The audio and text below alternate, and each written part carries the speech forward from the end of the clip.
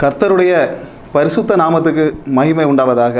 இந்த ஹெவன் டிவியின் மூலமாக, நல்ல பிதாவே நிகழ்ச்சியின் மூலமாக இதை கண்டு கொண்டிருக்கிற, பார்த்து கொண்டிருக்கிற, தியானித்து கொண்டிருக்கிற எல்லா தெய்வ பிள்ளைகளுக்கும், இருந்தவரும் இருக்கிறவரும் வந்தவரும் வரப்போகிறவரும் மரித்தவரும் சாவை வென்று உயிர்த்தெழுந்தவருமாகிய இயேசு கிறிஸ்துவின் நாமத்தினாலே வாழ்த்துக்களையும் ஆசீர்வாதங்களையும் தெரியப்படுத்திக் கொள்கிறேன். இங்கே பார்த்து கொண்டிருக்கிற ஒவ்வொரு தெய்வ பிள்ளைகளும், முக்கியமாக இந்த ஹெவன் டிவி குடும்பத்திற்காகவும், இந்த ஹெவன் டிவி நிறுவனராகிய பிரதர் மேத்யூ அவர்களுக்காகவும் பூரணமாக ஜெபித்து கொள்ளும்படி, ஜெபத்தால் தாங்கும்படியாகவும், இந்த நேபாள் ஊழியத்தையும் இந்த தமிழ்நாட்டில் நடைபெற்று கொண்டிருக்கிறதான ஹெவன் டிவியின் அனைத்து ஊழியங்களுக்காகவும் ஜெபத்தில் தாங்குவதற்காகவும் தெய்வ பிள்ளைகள் ஒவ்வொருவரையும் வேண்டி விரும்பி கேட்டுக்கொள்கிறேன். இன்று இருக்கக்கூடிய எல்லா ஜனங்களும், இந்த நிகழ்ச்சியை பார்த்து கொண்டிருக்கிற அநேக ஜனங்கள் துக்கத்தோடும் பாரத்தோடும் வேதனையோடும் பலர் இந்த நிகழ்ச்சியை நீங்கள் பார்த்து கொண்டிருக்கலாம். சில பேர் ஒருவேளை துக்கமுகமாக இல்லாவிட்டாலும் சந்தோஷமான முகத்தில் இருந்தாலும், ஆனாலும் சில வார்த்தைகளுக்கு வேண்டி நீங்கள் காத்து கொண்டிருக்கலாம். இன்றைக்கு அந்த வார்த்தைகள், நம்முடைய துக்கங்கள், நம்முடைய பாரங்கள், நம்முடைய வேதனைகள் எல்லாமே நம்மை விட்டு போக வேண்டுமென்றால் எந்த ஒரு மனிதனுடைய எந்த ஒரு சக்தியினாலோ அல்லது ஒரு வார்த்தையினாலோ நம்மை திருப்திப்படுத்திவிட முடியாது. இன்று ஒரு தெய்வ வார்த்தை என்பது நம்மிடம் வரும்போது மட்டும்தான் நம்முடைய ஆத்ம திருப்தி கிடைக்கிறது. தேவனுடைய பரலோக ராஜ்யத்திற்கான ஒரு திருப்திக்கு வேண்டி நாம் இன்று வேத வார்த்தைகள் கேட்க நம்முடைய செவிகளை திறக்க வேண்டிய கட்டாயத்தில் இருக்கிறோம். இன்றைக்கு இயேசு கிறிஸ்துவானவர் 3 சுவிசேஷங்களில் ஒரு வார்த்தையை சொன்னார். அதாவது, வானமும் பூமியும் ஒளிந்து போகும், என் வார்த்தைகளோ ஒளிந்து போகவில்லை. மத்தேயு 24ஆம் அதிகாரம், மார்க் 13ஆம் அதிகாரம், லூக்கா 21ஆம் அதிகாரம். இந்த 3 சுவிசேஷங்களிலும் தேவனானவர் சொன்னது, இவருடைய வார்த்தைகள் ஒரு நாளும் ஒளிந்து போகாது என்று சொல்லியிருக்கிறார். இந்த வார்த்தைகளானது இன்று நம்முடைய கையில் வேதாகமம் மூலமாக நம்முடைய கையில் தரப்பட்டிருக்கிறது. இந்த வேதாகமம் என்பது நம்முடைய ஒரு சாதாரண விஷயம் அல்ல. இது பரலோகத்தில் உள்ள ஒரு ஜீவ புஸ்தகம். இந்த புஸ்தகத்தின் ஒரு ஜெராக்ஸ் காப்பி ஆனது மட்டும்தான் இப்பொழுது பைபிள் என்ற பெயரில் நம்முடைய கையில் தரப்பட்டிருக்கிறது. இன்று இந்த வேதத்தை பற்றி அறியாமல், இயேசு கிறிஸ்து என்றால் யார் என்று தெரியாமல் ஒரு நாளில் மரணமடைகிறவர்கள் மட்டும் இன்று 48,000 பேர். ஒரு நாள், ஒரு வாரம் அல்ல, ஒரு மாதம் அல்ல, ஒரு நாளில் 48,000 பேர் மரணமடைகிறார்கள். ஒரு வருடத்தை கணக்கை நாம் கூட்டும்போது 1,75,00,000 பேர் இப்படி இயேசு கிறிஸ்து என்றால் யார், தேவன் என்றால் யார், ஜீவ வார்த்தைகள் என்றால் என்ன, பரலோக ராஜ்யம் என்றால் என்ன என்பது பற்றியான காரியங்கள் எதுவுமே தெரியாதபடி மரணமடைந்து பாதாளத்தை நிரப்பிக் கொண்டிருக்கிறார்கள். இன்றைக்கு நம்முடைய அந்த சாத்தான் என்று சொல்லப்படுகிறதான இந்த பிசாசானவனும் என்ன செய்து கொண்டிருக்கிறான் என்று சொன்னால், எவ்வளவு வேகமாக, கடைசி காலம் என்பது அவனுக்கு தெரியும், எவ்வளவு வேகமாக இந்த நரகத்தை நோக்கி, இந்த பாதாளத்தை நோக்கி ஜனங்களை இழுத்து கொண்டிருக்கிறானோ அவ்வளவு வேகமாக இழுத்து கொண்டிருக்கிறான். அதாவது 12ஆம் வகுப்பு 10ஆம் வகுப்பு ஸ்கூலில் படிக்கிற பிள்ளைகள் சாதாரண நாட்களில் படிக்கிற ஒரு படிப்பிற்கும், நாளை டெஸ்ட் என்று சொன்னால் இன்று படிக்கக்கூடிய ஒரு படிப்பிற்கும் வித்தியாசம் உண்டு. அந்த வித்தியாசம் என்னவென்று சொன்னால், அந்த டெஸ்ட்டுக்கு முந்தின நாள் ரொம்ப நன்றாக படிப்பார்கள். அப்போ தேவனுடைய பிள்ளைகளே, இந்த சாத்தானானவனுக்கு இது கடைசி நாள் என்பது, பிள்ளைகளுக்கு எப்படி இந்த டெஸ்ட்டுக்கு இது கடைசி நாள் என்று தெரிகிறது, அதுபோல சாத்தானுக்கும் இன்று இதுதான் கடைசி நாள் என்பது தெரிவதனால் என்ன செய்கிறான் என்று சொன்னால், எவ்வளவு வேகமாக இந்த செல்போன் மூலமாகவும் சமூக ஊடகங்கள் மூலமாகவும் எப்படியெல்லாம் இந்த பாதாளத்திற்கு இந்த ஜனங்களை இழுத்து கொண்டு போக முடியுமோ அவ்வளவு வேகமாக கொண்டு போய் கொண்டிருக்கிறான். இன்று இந்த, அதாவது இவனுடைய பாதாளத்திலிருந்து நாம் ஜனங்களை மீட்டெடுக்க வேண்டும் என்றால் ஒரு வேதாகமம் என்கிற ஒரு புத்தகம் வேண்டும். அது ஃபேஸ்புக் அல்ல, ஹிஸ்ட்ரி புக் அல்ல, ஒரு சயின்ஸ் புக் அல்ல, ஒரு வேதாகம் என்கிற ஒரு நித்திய ஜீவ புஸ்தகம் நம்முடைய கையில் வேண்டும். இப்பொழுது இந்த சுவிசேஷத்தை, இந்த வேதாகமத்தை இந்த நேபாள் முழுவதும், தமிழ்நாட்டினுடைய பல்வேறு பகுதிகளிலும் இந்த சுவிசேஷத்திற்காக இந்த ஹெவன் டிவியின் மூலமாக ஊழியம் செய்து கொண்டிருக்கிற ஒவ்வொரு பிள்ளைகளுக்கும் என்னுடைய சார்பாக வாழ்த்துக்களை தெரியப்படுத்திக் கொள்கிறேன். இந்த நிகழ்ச்சியின் மூலமாக, அதாவது இந்த நல்ல பிதாவே என்கிற நிகழ்ச்சியின் மூலமாக தொடக்கத்தில் முதலாக இது வேதம் என்றால் என்ன, வேதம் என்ற, அதாவது நம்முடைய கிறிஸ்தவத்துக்கு, கிறிஸ்டியானிட்டிக்கு, தேவனுக்கு அடிஸ்தானம் என்றால் அது நம்முடைய வேதமாகத்தான் இருக்க முடியும். இந்த வேதம் என்றால் என்ன, இதன் முக்கியத்துவம் என்ன, இதை ஏன் நாம் வாசிக்க வேண்டும், இது எத்தனை வருடங்களாக எழுதப்பட்டது.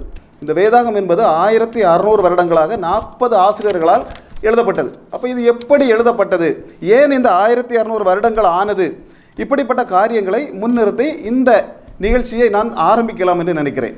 ஒரு விஷயத்தை நான் தேவ பிள்ளைகளோடு சொல்லிக்கொள்ள ஆசைப்படுகிறேன். பலன் உள்ள போது இந்த வேதாகமத்தை நாம் எடுத்து சுமந்தால், பலம் இல்லாத போது அது நம்மை எடுத்து சுமக்கும். முதல் நூற்றாண்டுகளில் நாம் எடுத்துக்கொண்டு பார்த்தால், அதாவது வேத வசனங்களை எழுதியவர்களின் கரங்கள் சுட்டு எரிக்கப்பட்டன. போதித்தவர்களை ஜெயிலில் அடைத்து பலவித துன்பங்களில் ஈடுபடுத்தினார்கள். வேதாகமம் மொழிபெயர்த்தவர்கள் அவர்கள் மரித்து போனாலும் அவர்களுடைய ஆண்டுகள் பல கழிந்து அவர்களுடைய சடலங்களை தோண்டி எடுத்து அவர்களுடைய அதாவது எலும்புகளை சுட்டெரித்தார்கள். அதுபோல இன்றைக்கி இந்த வேதாகமம் என்பது நம்முடைய கரங்களில் இவ்வளவு எளிதாக கிடைத்திருக்கிறது என்று சொன்னால் அநேக இரத்த சாட்சிகளுடைய உயிர் தியாகமும் இரத்த சிந்துதலும் தான் காரணமாக இருக்கிறது. இன்று இந்த வேதாகமமானது ஒரு இடத்தில் போய்விட்டால் அது சும்மா வெறுதே திரும்பாது, வெறுமனே அது திரும்பாது என்று தேவனே சொல்கிறார். இன்றைக்கி அநேக கொலைகாரர்களையும் பாதகர்களையும், அது மனித மாமிசம் நர மாமிசம் சாப்பிட்டு கொண்டிருப்பவர்களையும் இன்றைக்கு பரலோக ராஜ்யத்திற்கு ஒரு தகுதியானவர்களாக மாற்றியது என்று சொன்னால் அது இந்த வேதாகமம் மட்டும்தான். இந்த வேதாகமம் எப்பொழுது நர மாமிசம் சாப்பிடுகிறவர்கள் பக்கத்தில் போய் சேர்ந்ததோ அன்று முதல் அவர்கள் ஒவ்வொருவரும் அதை விட்டு விட்டு இன்று மனிதர்களாக வாழ தொடங்கிவிட்டார்கள் என்பதுதான் உண்மை. இந்த வேதாகமம் என்ன செய்யும் என்பதை ஏசாயா 55ஆம் அதிகாரம் 10வது மற்றும் 11வது வசனங்கள் தெளிவாக சொல்லுகிறது. மாரியும் உறைந்த மழையும் வானத்திலிருந்து இறங்கி அவ்விடத்திற்கு திரும்பாமல் பூமியை நனைத்து அதன் முளை கிளம்பி விளையும்படி செய்து விதைக்கிறவனுக்கு விதையையும் புசிக்கிறவனுக்கு ஆகாரத்தையும் கொடுக்கிறது எப்படியோ அப்படியே என் வாயிலிருந்து புறப்படும் வசனமும் இருக்கும். அது வெறுமையாய் திரும்பாமல் அது நான் விரும்புகிறதை செய்து நான் அதை அனுப்பின காரியம்படி வாய்க்கும். அதாவது தேவனுடைய வசனம் என்பது வெறுமனே எந்த நாளும் திரும்பி நம்மிடத்தில் வராது. அது செய்ய வேண்டிய காரியத்தை இன்றைக்கு நாம் நினைக்கலாம், நம்ம 2 பேர் இது மட்டும்தான் இருந்து ஆராதிக்கிறோம், நாம் மட்டுமே டிவிக்கு முன்பால் இருந்து ஜெபித்து கொண்டிருக்கிறோம், இப்படியெல்லாம் சில எண்ணங்கள் தோன்றலாம். ஆனால் நாம் விதைக்கிற வார்த்தைகள் வெறுமனே நம்மிடம் திரும்பாது, அது பறக்க தொடங்கும் என்பதை தேவன் தெளிவாக சொல்கிறார். அதாவது ஒரு சின்ன எக்ஸாம்பிள் நான் சொல்லிக்கொள்ள ஆசைப்படுகிறேன். தென்னாப்பிரிக்க பிரதேசங்களில் 1800 வருடம் அந்த டைம்களில் தான் இந்த சுவிசேஷமானது அங்கு கொண்டு செல்ல ஆரம்பித்தார்கள். அப்பொழுது சுவிசேஷத்தை கொண்டு சென்றபோது அதை வாசித்துவிட்டு ஒரு முதியவர் தன்னுடைய வீட்டு திண்ணையில் இருந்து, அதாவது ஒரு பழைய ஆதிவாசி முதியவர் இருந்து வேதாகமத்தை வாசித்து கொண்டிருக்கிறார். அந்த வழியாக கடந்து போன ஒரு இங்கிலாந்து இளைஞன் கேட்கிறான், இந்த வேதாகமத்தை நீ இப்பொழுதும் எடுத்து வாசித்து கொண்டிருக்கிறீர்களா? இதை எடுத்து களைய வேண்டிய நேரம் நிறைய நெருங்கி விட்டது, நாங்கள் எல்லாம் எடுத்து இதை களைந்து விட்டோம், இதை வாசிப்பதனால் உங்களுக்கு என்ன நன்மை இருக்கிறது என்று கேட்டான். அப்பொழுது இவர் சொன்ன வார்த்தை, என்னுடைய அதாவது மாடிக்கு மட்டும் ஒரு முறை வர முடியுமா என்று கேட்டார். மாடிக்கு 2 பேருமாக சென்று மேலே பார்க்கும்போது அதில் கொஞ்சம் கலசங்கள் தொங்கி கொண்டிருந்தன. அந்த கலசங்களை பார்த்து இந்த முதியவர் கேட்டார், இந்த கலசங்கள் என்ன கலசங்கள் என்று உனக்கு தெரியுமா என்று கேட்டார். அப்பொழுது அவன் சொன்னான், இது எனக்கு தெரியாது, நீங்கள் சொல்லுங்கள் என்று சொன்னபோது, இந்த கலசங்கள் என்றால் சூப்பு போடக்கூடிய கலசங்கள். சூப்பு போடக்கூடிய கலசங்கள் என்றால் நீ நினைக்கிறது மாதிரி ஏதாவது மரக்கரையோ அல்லது வேறு எதையாவது சாதனங்களை எடுத்து சூப்பு போட்டு குடிக்கிற சாதனங்கள் இல்லை. மனிதர்களை அம்பு எய்து விஷ அம்பு எய்து வீழ்த்தி அவர்களுடைய நர மாமிசங்களை நாங்கள் சாப்பிட்டு விட்டு அந்த எலும்புகளை அப்படியே இந்த கலையங்களில் நாங்கள் சூப்புக்காக தொங்க விடுவோம். 24 நாட்கள் கழித்து அதை எடுத்து நாங்கள் குடிப்போம். இதுதான் எங்களுடைய வாழ்க்கையாக இருந்து கொண்டிருந்தது. இன்று இந்த வேதாகமம் என்னுடைய கையில் வராமல் இருந்திருந்தால் உன்னை நான் பார்த்திருந்த நேரமே விஷ அம்பு எடுத்து உன்னை எய்து வீழ்த்தி இருப்பேன். நானும் எனது உறவினர்களும் சேர்ந்து உன்னை சாப்பிட்டு விட்டு உன்னுடைய எலும்புகள் இந்த இடத்தை இப்பொழுது சூப்புக்காக தொங்கிக் கொண்டிருக்கும் என்று சொன்னார். இன்று சகோதரர்களே, இதை கேட்டுக்கொண்டு இருக்கிற ஒவ்வொரு தெய்வ மக்களோடு நான் சொல்கிறது என்னவென்றால், வேதாகமம் ஒரு இடத்தில் போய்விட்டால் நரம் மாமிசங்கள் சாப்பிட்டவர்களையும் அதுபோல பல அதாவது கொலை செய்து கொலை குற்றவாளிகள் தூக்கு தண்டனை கைதிகளையும் மனமாற்றி பரலோக ராஜ்யத்திற்கு தகுதியாக மாற்றி கொண்டிருக்கிறது என்பதுதான் உண்மை. இந்த வேதாகமத்தை பற்றி சில விஷயங்கள், எனக்கு தெரிந்த விஷயங்கள், உங்களுக்கு பார்த்து கொண்டிருக்கிற தெய்வ மக்களாகிய உங்களுக்கு நிறைய தெரியும் என்று நினைக்கிறேன். ஆனாலும் பைபிள் காலேஜ் மூலமாகவும் எங்களை விட உயர்ந்த பாஸ்டர்கள் மூலமாகவும் மற்ற சகோதரர்கள் மூலமாகவும் தேவன் மூலமாகவும் அறிந்த சில விஷயங்களை, வேதாகமத்தை பற்றியுள்ள காரியங்களை உங்கள் மூலம் இந்த நிகழ்ச்சியின் மூலமாக நான் பகிர்ந்து கொள்ளலாம் என்று ஆசைப்படுகிறேன். இந்த வேதாகமம் என்பது 66 புஸ்தகங்கள், அதாவது புராட்டஸ்டன்ட் பைபிள் என்பது 66 புஸ்தகங்களை உள்ளடக்கியது. பழைய ஏற்பாடு 39 புஸ்தகங்களையும் புதிய ஏற்பாடு 27 புஸ்தகங்களையும் உள்ளடக்கியதாக இருக்கிறது.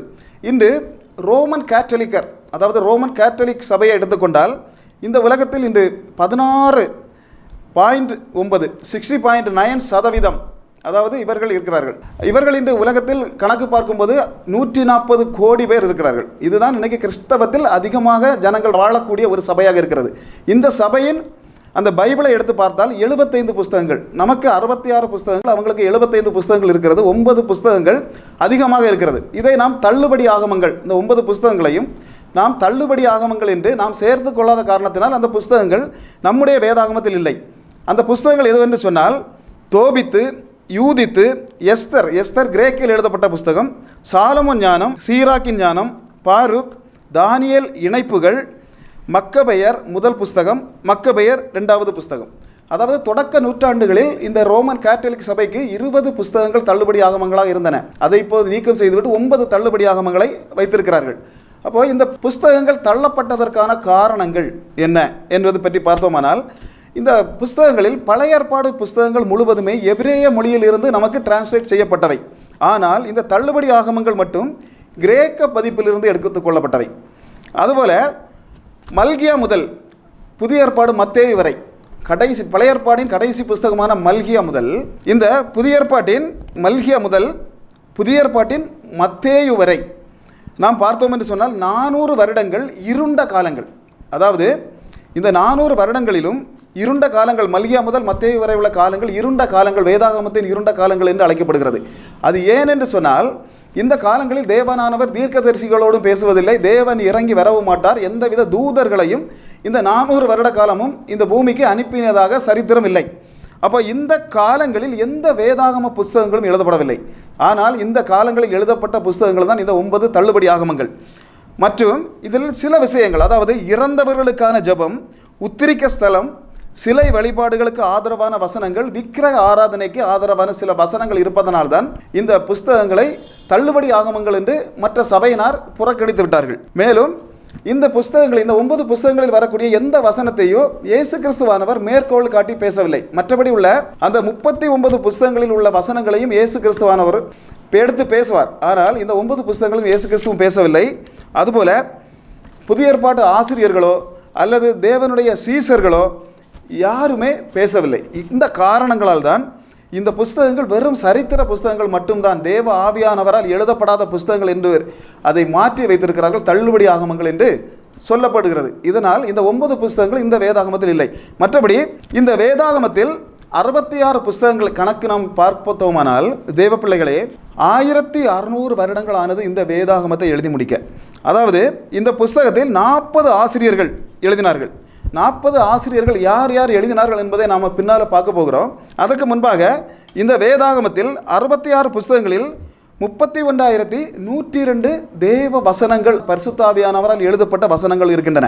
இந்த வேதாகமத்திலேயே பெரிய அதிகாரம் எது என்று சொன்னால் சங்கீதம் 119, சிறிய அதிகாரம் சங்கீதம் 117, மத்திய அதிகாரம் சங்கீதம் 117, மத்திய வசனம் சங்கீதம் 118 8வது வசனம். கர்த்தர் என்ற பெயர் இந்த வேதாகமத்தில் 1855 முறை இந்த வேதாகமத்தில் 66 புஸ்தகங்களையும் சேர்த்து வருகிறது. இயேசு என்ற பெயர் இந்த வேதாகமத்தில் 973 முறை இந்த வேதாகமத்தில் வருவதாக அறிஞர்கள் சொல்லுகிறார்கள். இந்த வேதாகமத்தில் பெரிய வசனம் எது என்று கேட்டால் தானியேல் 5ஆம் அதிகாரம் 23வது வசனம். சிறிய வசனம் எது என்று கேட்டால் யோவான் 11வது அதிகாரம் 35வது வசனம். இந்த வேதாகமத்தில் 6468 கட்டளைகள் இடம்பெற்றுள்ளன. அதுபோல 7487 வாக்குத்தத்தங்களும் இந்த வேதாகமத்தில் இடம்பெற்றுள்ளன. இன்று 3294 கேள்விகள் இந்த வேதாகமத்தில் கேட்கப்பட்டுள்ளன. எஸ்தர் என்கிறதான புஸ்தகத்தில் கர்த்தர் என்ற வார்த்தையே இல்லை. இப்படி இந்த வேதாகமத்தில் பல ரகசியங்கள் உள்ளன. இன்று வேதாகமத்தை 40 பேர் எழுதினார்கள். 1600 வருடங்களாக இந்த வேதாகமம் எழுதப்பட்டுள்ளது என்பதை நான் முன்பே உங்களுக்கு தெரிவித்தேன். தேவனுடைய பிள்ளைகளே, இவர்கள் நூற்றாண்டு வித்தியாசம் உள்ளவர்கள், நூற்றாண்டு, ஆயிரக்கணக்கான ஆண்டுகள் வித்தியாசம் உள்ளவர்கள். ஆனால் ஒருவர் எழுதியதை இன்னொருவர் மாற்று கருத்தாக, வேறு கருத்தாக இதுவரை இந்த வேதாகமத்தில் சொல்லப்பட்டதாக சரித்திரமில்லை. ஒரு வசனம் கூட ஒருவர் சொன்னதற்கு எதிர்மறையாக, 1000 வருடங்களுக்கு முன்பாக சொன்னதற்கு எதிர்மறையாக, 1000 வருடங்களுக்கு பிறகு எழுதியவர் எதிர்மறையாக எழுதவில்லை. தொடர்ச்சியாக ஒரு வசனத்தை தொடர்ந்து ஒவ்வொரு தொடர்ச்சியாக வந்து கொண்டிருக்கிறது. அதன் தீர்க்க தரிசனங்களும் தொடர்ச்சியாக வந்து கொண்டிருக்கிறது. அதனால்தான் இது தேவன் கொடுத்ததை அன்றி வேற யார் கொடுத்திருந்தாலும் இப்படி எழுத முடியாது. இப்படி எந்த கிரந்தமும் பூமியில் காணப்படவும் இல்லை. சந்திர மண்டலம் வரை கொண்டு போகப்பட்ட ஒரு புஸ்தகம் உண்டு என்று சொன்னால் நாங்கள் பிரசங்கிக்கிற இந்த வேதாகமம் மட்டும்தான். இப்பொழுது இந்த 40 ஆசிரியர்கள் இந்த வேதாகமத்தை எழுதினார்கள் என்று சொன்னேன். அப்போ இதில் பிஸ்னஸ்காரர்கள் இருந்தார்கள். இவர் எப்படிப்பட்டவர்கள் என்றால் பிஸ்னஸ்காரர்கள் இருந்தார்கள், மேய்ப்பர்கள் இருந்தார்கள், மீன்பிடிப்பவர்கள் இருந்தார்கள், மருத்துவர்கள் அதாவது வைத்தியர்கள் இருந்தார்கள், இயேசுவின் சீசர்கள் இதை எழுதினார்கள், ராஜாக்கள் எழுதினார்கள். இது பல்வேறு இடங்களில் வைத்து, அரண்மனைகளில் வைத்து எழுதப்பட்டது, நதியோரங்களில் வைத்து எழுதப்பட்டது, அதாவது இஸ்ரவேல் ராஜ்யத்தில் வைத்து எழுதப்பட்டது, இப்படி அநேக இடங்களில் வைத்து, பத்ம தீவில் வைத்து எழுதப்பட்டது, இப்படி அநேக இடங்களில் வைத்து எழுதப்பட்டது இந்த வேதாகமம். இந்த புஸ்தகத்தை வேதாகமம் என்கிறதான இந்த ஜீவ புஸ்தகத்தில் சில புஸ்தகங்கள் அவர் எழுதியது யாரோ அவருடைய பெயரில்லானே சில புஸ்தகங்கள் வழங்கப்பட்டு வருகின்றன. அதாவது பழைய ஏற்பாடு ஏசையா, எரேமியா, சகரியா, மல்கியா, இப்படிப்பட்டதான பல புஸ்தகங்கள் அவர்களுடைய எழுதியவர்களுடைய பெயர்களிலே அறியப்படுகிறது. புதிய ஏற்பாட்டை எடுத்துக்கொண்டோமானால் மத்தேயு, மார்க்கு, லூக்கா, யோவான், இப்படிப்பட்டதான புஸ்தகங்கள் எல்லாம் அவர்கள் யார் எழுதினார்களோ அவர்களுடைய பெயர்களிலேயே வழங்கப்பட்டு வருகிறது. தெய்வ மக்களே, பழைய ஏற்பாட்டில் அதாவது 20 புஸ்தகங்கள் அவர்கள் யார் எழுதினார்களோ அந்த புஸ்தகங்களை அவர்களுடைய பெயர்களாலேயே அறியப்பட்டு வருகிறது. புதிய ஏற்பாட்டை எடுத்துக்கொண்டோமானால் 11 புஸ்தகங்கள் யார் இந்த வேதாகமத்தை எழுதினார்களோ அந்த 11 புஸ்தகங்களை யார் எழுதினார்களோ அவர்களுடைய பெயராலேயே வழங்கப்பட்டு வருகிறது. மொத்தம் இந்த வேதாகமம் முழுவதும் இந்த 66 புஸ்தகங்களில் 31 புஸ்தகங்கள் அந்த புஸ்தகங்களை யார் எழுதினார்களோ அவர்களுடைய பெயர் நிலையே வழங்கப்பட்டு வருகிறது. இன்றைக்கு யார் யார் எழுதினார்கள் என்பதை தேவ ஜனங்களுக்கு நான் தெரியப்படுத்திக் கொள்ள ஆசைப்படுகிறேன். இந்த நிகழ்ச்சியின் மூலமாக இந்த வேதாகமத்தை யார் யார் எழுதினார்கள் என்பதையும், காரணம் அதாவது வேதாகமத்தை பற்றியே தெரியாதவர்கள் இந்த நிகழ்ச்சியை நீங்கள் பார்த்து கொண்டிருக்கலாம், ஆனால் என்னை விட அதிகமாக தெரிந்தவர்களும் பார்த்து கொண்டிருக்கலாம். அதனால் எல்லாருக்கும் ஒரு பிரயோஜனமாக பரலோக ராஜ்யத்திற்கு போய் சேர்வதற்கு ஒரு ஏதுவாக இருக்கும் என்ற காரணத்தினால் இந்த வேதாகமத்தை யார் யார் எந்த புஸ்தகத்தை எப்போதெல்லாம் எழுதினார்கள் என்பதனையும் இந்த நிகழ்ச்சி மூலமாக நான் தெரியப்படுத்திக் கொள்ள ஆசைப்படுகிறேன். யார் யார் எழுதினார்கள் என்றால் ஆதியாகமம், யாத்திராகமம், லேவியராகமம், எண்ணாகமம், உபாகமம், இந்த 5 ஆகமங்களும் பஞ்சாகமங்களும் என்று சொல்லப்படுகிறது. இதை எழுதியது மோசே. இதே புத்தகங்கள் தான் யூதர்கள் தோரா என்கிற பெயரில், பஞ்சாகமங்கள் தோரா என்கிற பெயரில் அவர்கள் ஒரு புனித நூலாக அவர்களும் வைத்திருக்கிறார்கள். அதுபோல யோசுவா என்கிற புஸ்தகத்தை யோசுவாவே எழுதினார். நியாயாதிபதிகள், ரூத், 1 சாமுவேல், 2 சாமுவேல் ஆகிய 4 புத்தகங்களை தீர்க்கதரிசியாகிய சாமுவேல் எழுதினார். அதுபோல 1 ராஜாக்கள், 2 ராஜாக்கள் ஆகியவற்றை ஒரு பெரிய தீர்க்கதரிசி என்று சொல்லப்படுகிற எரேமியா தீர்க்கதரிசி எழுதினார். 1 நாளாகமம், 2 நாளாகமம், எஸ்ரா ஆகிய 3 புஸ்தகங்களையும் சிறிய தீர்க்கதரிசி என்று சொல்லப்படக்கூடிய எஸ்ரா தீர்க்கதரிசி எழுதியிருக்கிறார். நெகேமியா புஸ்தகத்தை நெகேமியாவை எழுதினார். எஸ்தர் புஸ்தகத்தை மொர்தகாய் எழுதியதாக வரலாற்று அறிஞர்கள் மற்றும் பைபிள் ஆராய்ச்சியாளர்கள் சொல்கிறார்கள். யோபு புஸ்தகத்தை மோசேதான் எழுதினார் என்று நம்பப்பட்டு வருகிறது. வேத ஆராய்ச்சியாளர்கள் மோசேதான் எழுதியதாக பரிபூர்ணமாக நம்புகிறார்கள். இன்று சங்கீத புஸ்தகத்தை நாம் எடுத்துக்கொண்டோமானால் 150 சங்கீதங்கள் அதில் இருக்கிறது. இதில் தாவீது 73 அதிகாரங்களை, தாவீது வெறும் 73 அதிகாரங்களை எழுதினார். ஆசாப் 12 அதிகாரங்களை எழுதினார். கோரகின் புத்திரர்கள் 11 அதிகாரங்களை எழுதினார்கள். சாலமோன் 2 அதிகாரங்களையும், மோசே 1 அதிகாரம், ஏமான் 1 அதிகாரத்தையும், ஹேமான் 1 அதிகாரத்தையும் எழுதினார்கள். இப்படியாக இத்தனை சங்கீத புஸ்தகங்கள் எழுதப்பட்டது. 50 புஸ்தகங்கள் யார், அதாவது 50 அதிகாரங்கள் யார் எழுதினார்கள் என்று தெரியாமல் அன்னோன் அதிகாரங்கள் என்ற பெயரில் இருக்கிறது. இன்று நீதிமொழிகளை எடுத்துக்கொண்டோமானால் ஞானத்தின் புஸ்தகம், இதை மகா ஞானியாகிய சாலமோன் எழுதினார் என்பது உங்களுக்கு எல்லாருக்கும் பரிபூர்ணமாக தெரிந்திருக்கும் என்று நம்புகிறேன். ஆனால் இந்த சாலமோன் 29 அதிகாரங்களைத்தான் இந்த நீதிமொழிகளில் எழுதினார். மீதி உள்ளதை ஆகூர் 1 அதிகாரம், அதாவது 30வது அதிகாரத்தையும், லெமுவேல் ராஜா 1 அதிகாரம், அதாவது 31வது அதிகாரத்தையும் எழுதியிருக்கிறார்கள். இந்த பிரசங்கி மற்றும் உன்னத பாட்டு ஆகியவற்றை சாலமன் ராஜாவே எழுதியிருக்கிறார். தெய்வ பிள்ளைகளே, இனி தீர்க்கதரிசிகள் எழுதிய புஸ்தகங்கள் என்று பார்த்தால் ஏசாயாவின் புஸ்தகத்தை ஏசாயா தீர்க்கதரிசியே எழுதினார். எரேமியா, புலம்பல் ஆகிய புஸ்தகங்களை எரேமியா தீர்க்கதரிசி எழுதினார். எசேக்கியேல் புஸ்தகத்தை எசேக்கியேலே எழுதினார். தானியேல் புஸ்தகத்தை தானியேல் தீர்க்கதரிசி எழுதியிருக்கிறார். ஓசியாவின் புஸ்தகத்தை ஓசியாவும், யோவேலின் புஸ்தகத்தை யோவேலும் எழுதியிருக்கிறார்கள். ஆமோஸ், இதை ஆமோஸ் தீர்க்கதரிசி தெக்கோவா நாடுகளில் ஆடு மேய்ப்பவரான இவர் எழுதியிருக்கிறார். அதுபோல ஒபதியா என்ற புஸ்தகத்தை ஒபதியாவும், யோனா புஸ்தகத்தை யோனாவும் எழுதியிருக்கிறார்கள். மீகா புஸ்தகத்தை மீகாவும், நாகும் புஸ்தகத்தை நாகுவும் எழுதியிருக்கிறார்கள். ஆபகுக் என்னும் தீர்க்க தரிசன புஸ்தகத்தை ஆபகுக்கும், செப்பனியா புஸ்தகத்தை செப்பனியாவும், ஆகாய் புஸ்தகத்தை ஆகாவும், சகரியா புஸ்தகத்தை சகரியாவும், கடைசி பழைய ஏற்பாட்டின் கடைசி புஸ்தகமான மல்கியா புஸ்தகத்தை மல்கியா தீர்க்கதரிசியும் எழுதியிருக்கிறார்கள். இனி தெய்வ பிள்ளைகளே, புதிய ஏற்பாடு புஸ்தகத்தை நாம் யாரெல்லாம் எழுதினார்கள் என்பதை பற்றி பார்க்க போகிறோம். மத்தேயு, இயேசுவின் அருமை சீசரான மத்தேயு எழுதினார். மார்க்கை ஜான் மார்க் என்கிறவர் எழுதினார். இந்த மார்க் யார் என்பது பற்றி உங்களுக்கு தெரியும் என்று நினைக்கிறேன். இவருடைய வீட்டில்தான் கடைசி ராப்போஜனம் நடைபெற்றது. மாடி வீட்டில் 120 பேர் அமர்ந்திருந்து பரிசுத்தாவியை பெற்றுக்கொண்டதும் இவருடைய வீட்டில்தான். மற்றபடி இந்த மார்க் என்பவர் இயேசு கிறிஸ்துவுடைய நேரடி சீசர்கள் இல்லை. லூக்கா சுவிசேஷத்தை ஒரு மருத்துவரான வைத்தியரான லூக்காவை எழுதினார். யோவான் சுவிசேஷத்தை இயேசுவின் மார்பில் சாய்ந்திருந்த யோவான் அப்போஸ்தலர் எழுதினார். அப்போஸ்தலர் நடவடிக்கைகளை லூக்கா அவர்கள் எழுதினார்கள். 13 நிருபங்கள், அதாவது ரோமர் முதல் பிலமோன் வரையிலான 13 நிருபங்களை பரிசுத்த பவுல் எழுதினார். ரோமர், 1 கொரிந்தியர், 2 கொரிந்தியர், கலாத்தியர், எபேசியர், பிலிப்பியர், கொலோசேயர், 1 தெசலோனிக்கேயர், 2 தெசலோனிக்கேயர், 1 தீமோத்தேயு, 2 தீமோத்தேயு, தீத்து, பிலமோன் ஆகிய 13 நிருபங்களையும் எழுதியது பவுல். அதுபோல எபிரேயர் நிருபத்தை மட்டும் பவுல் தான் எழுதினாரா, வேற யாராவது எழுதினார்களா என்று ஒரு சின்ன சந்தேகம் ஆராய்ச்சியாளர்கள் இருப்பதனால் அது மட்டும் ஒரு சந்தேகத்துக்கு இடமாக உள்ளது. மற்றபடி யாக்கோபு, இதை இயேசு கிறிஸ்துவின் உடன் பிறந்த சகோதரரான யாக்கோபு எழுதினார். இவருடைய பெயர் மார்க் 6ஆம் அதிகாரம் 3வது வசனத்திலும், மத்தேயு 13ஆம் அதிகாரம் 55வது வசனத்திலும் இடம்பெற்றுள்ளது. அடுத்தபடியாக 1 பேதுரு, 2 பேதுரு ஆகிய நிருபங்களை இயேசு கிறிஸ்துவை மறுதலித்த பேதுரு எழுதினார். 1 யோவான், 2 யோவான், 3 யோவான் இயேசு கிறிஸ்துவை கூட மார்பில் சாய்ந்திருந்த அருமை சீசனான யோவான் எழுதினார். யூதா நிருபத்தை இயேசு கிறிஸ்துவின் உடன் பிறந்த சகோதரராகிய யூதாவே எழுதினார். வெளிப்படுத்தின விசேஷம் யோவான் அவர்களால் எழுதப்பட்டது. இவர் மட்டும்தான், அந்த யோவான் மட்டும்தான், அதாவது இரத்த சாட்சியாக மறிக்காமல் இயற்கை மரணம் அடைந்தவர். இந்த வேதாகமம், இந்த ஒரு விஷயத்தை சொல்ல ஆசைப்படுகிறேன். வேதாகமம் எப்படி 1600 ஆண்டுகள் ஆனது? அதாவது தெய்வ பிள்ளைகளே, வெளிப்படுத்தின விசேஷம் அதாவது கிறிஸ்துவுக்கு பின் 95, 96 எழுதப்பட்டது. இது யோவான் பத்மதீவில் நாடு கடத்தப்பட்ட, இந்த சுவிசேஷ நிமித்தமாக பத்மதீவில் நாடு கடத்தப்பட்ட போது எழுதினார். அதாவது இந்த அதற்கு முன்னால் ஆதியாகமமானது கிறிஸ்துவுக்கு முன்னால் 1400 முதல் 1450 வருடங்களுக்குள் எழுதப்பட்டது. இதை எழுதினது மோசே, அவர் வாழ்ந்த காலத்தில் எழுதினார். இவர் கிறிஸ்துவுக்கு முன் 1450 வருடங்களுக்கு முன்பாக வாழ்ந்தவர். அந்த நேரத்தில் எழுதியது தான் முதல் புஸ்தகமான ஆதியாகமம். அப்போ கடைசி புஸ்தகமாக சொல்லப்பட்ட இந்த வெளிப்படுத்தின விசேஷம் கிறிஸ்துவுக்கு பிறகு 95, 96 எழுதப்பட்டது.